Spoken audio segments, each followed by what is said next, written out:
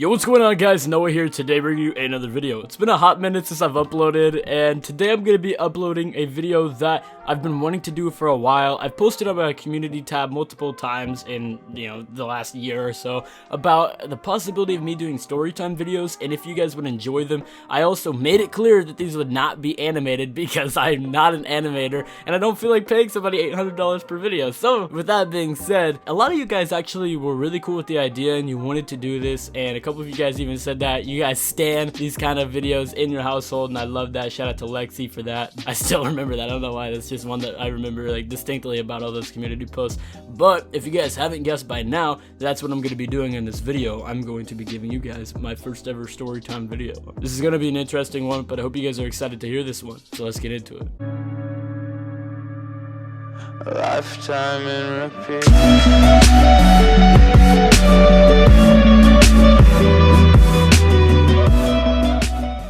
So in this video, I'm going to tell you guys about the time that I almost got into a fight with a WWE wrestler. This dates back to February 20th, 2010. Don't ask me why I remember that date, I just do. Now, for those of you who know, I probably don't sound very old. I'm only 18, and 2010 would mean that that's 9 years ago. So yeah, I was 9 years old whenever this happened. Now, obviously, I didn't literally almost get into a fight with him, but he did actually exchange some words with me, and it's really cool what happened. I'm going to stop telling you guys what happened. I'm just going to go in chronological order here. So my birthday is in February, so this would have been my 9th birthday, and for my birthday present, we were going to WWE Live. We were going to see a bunch of awesome wrestlers, and I did get to see a lot of cool wrestlers there before they retired, and it was really cool. There's a lot of people there that no longer wrestle, like Batista. Undertaker is kinda, he's here every now and then. I got to see Undertaker live, got to see Kane, so many other people, Sheamus whenever he was first starting out. It was so awesome to see so many people. Chavo Guerrero, bro, I got to see him versus Kane.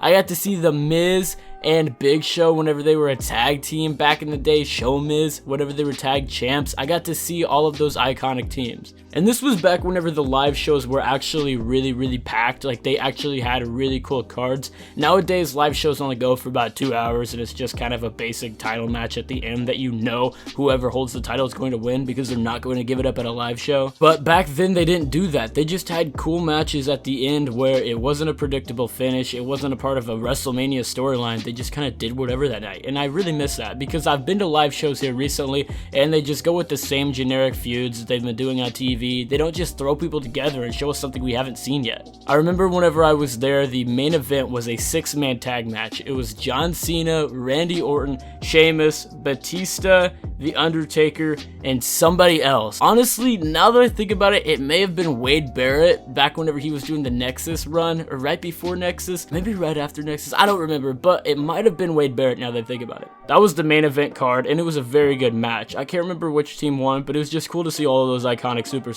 Now, I know what you guys are thinking. We'll get to the chase. Which one of these guys did you fight? The answer? None of them. None of these guys are who I'm going to be bringing up in this little scuffle, but I wanted to mention that because I wanted to paint the scene for you guys about just how iconic this WWE Live event. The crowd was insanely into it, and it was just awesome. This is one of those events where you can actually you're more excited because people around you are excited. If you go to a wrestling event, or heck, even a movie, and something really funny or really cool happens and nobody else reacts to it but you, it's pretty lame and it doesn't make you feel as excited. It kind of discourages you. But whenever you go to a movie, and some in-game spoilers here, but like whenever Thor's hammer flies past them and Cap grabs it and people are going nuts in the theater, that kind of stuff I live off of. I live off of the energy of other people. I'm a pretty big extrovert, and stuff like that really gets me riled up, and I love it. And I've been like that my entire life. So I was a little heckler, alright? I want to paint this scene for you guys. I was a little heckler. I liked yelling stuff at the wrestlers, and we had very good seats. You had the floor seats, which was ringside, and then a couple rows behind it, and then it started getting into the elevated seats. We were close to the end of the floor seats, right before the elevated seats. Honestly, I wish that we were at the elevated seats because it's a way better seat than the last floor seat, but we still got to see a lot. Now, back in 2010, you can imagine the roster is pretty stacked. I mean, it's actually a very good roster. A lot of wrestlers no longer wrestle for WWE anymore that were in 2010, and it was just such a great time for the company. DX was doing their final run,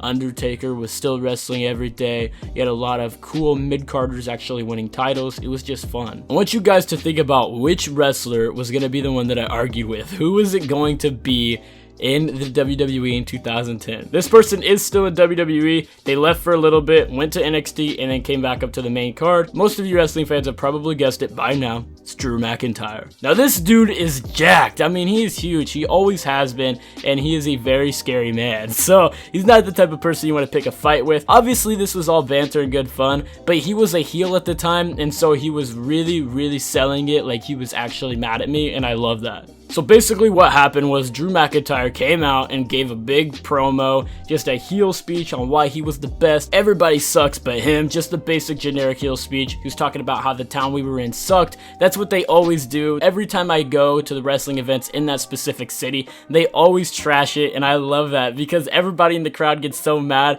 but I think it's a great heel way to get over as a heel, and it's just something that I really enjoy, and that's what Drew McIntyre was doing. So anyways, he's going about his speech, just cutting a promo basically. I can't remember who he's cutting it on, but he was cutting a promo nonetheless. At this point, I think he was trying to get the IC title, so he's probably cutting a promo on whoever the champion was at that point. I don't really know who it was. And you know, every now and then whenever people are giving a promo, they're gonna stop and just kind of walk around for a couple seconds, catch their breath, get their train of thought back, and then keep going. This kind of happened to Drew, and this was my opportunity to attack. And I need you guys to remember that I am very close to the ring, so he can hear me. So Drew's cutting this promo, talking a bunch of smack, and then he stops talking, goes to catch his breath, and you can hear a pin drop. Nobody is saying anything in this crowd, which is crazy because this is such a hyped crowd. Everybody was just so into this show, but nobody was saying a word. Like I said, you can hear a pin drop. I'm very close to the ring. As soon as he stops talking, I yell as loud as I can in my adorable 9-year-old voice, "You suck!" And I mean as loud as I possibly can.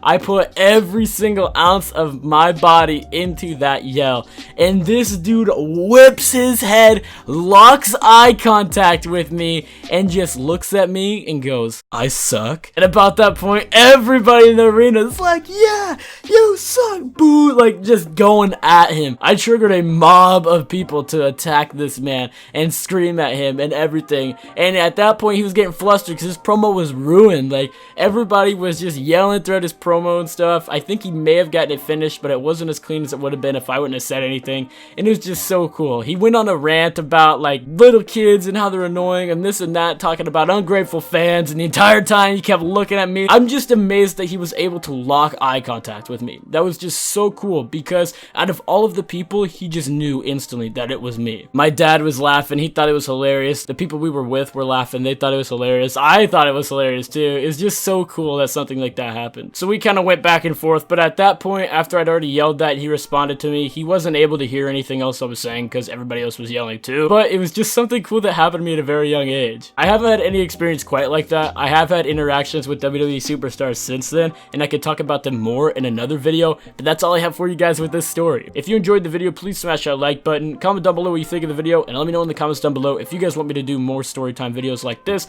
I had a lot of fun recording this, and I'm probably gonna have even more fun editing this, which is a shock because honestly I hate editing videos, but I might actually enjoy editing this one. It's gonna be a fun one. I just want to know what you guys think, so let me know what you guys think in the comments down below. And if you haven't already, please subscribe. Let's see if we can reach 30,000 subscribers by Christmas. I think it's possible, and I want to hit it, so let's see if we can. And if you guys haven't already, please subscribe. I hope you guys have yourselves a fantastic day, week, and life. Thank you guys so much for watching this video. Peace out. So you can call me. Hey, congratulations, it's a celebration. Party all day, I know you've been waiting. Hey, congratulations, it's a celebration.